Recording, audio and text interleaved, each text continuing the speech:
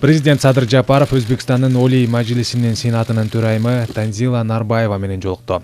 Эки тараптуу кызматташуунун актуалдуу маселелери, анын ичинде эки өлкөнүн маданий, гуманитардык жана парламенттер аралык байланыштар боюнча пикир алмашуу болду.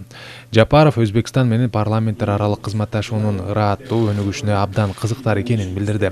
Кыргыз тараптын 2019-жылы эле пландалып, бирок бир катар объективдүү себептерден улам кийинкиге жылдырылган Танзила Нарбаеванын Кыргызстанга боло турган расмий сапарын күтүп жатканын кошумчалады.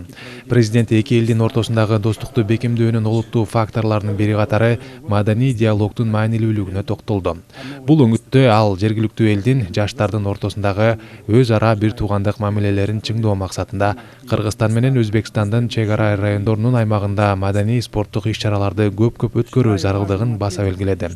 Президент Садыр Жапаров достук, ынак коңшулук жана стратегиялык өнөктөштүк принциптерине негизделген кыргыз-өзбек мамилелери келечекте бул чөлкөмдүн туруктуулугун камсыздоого, ошондой эле заманбап чакырыктар менен коркунучтарга каршы натыйжалуу күрөшүүгө кызмат кыларын бекем ишеним менен билдирди.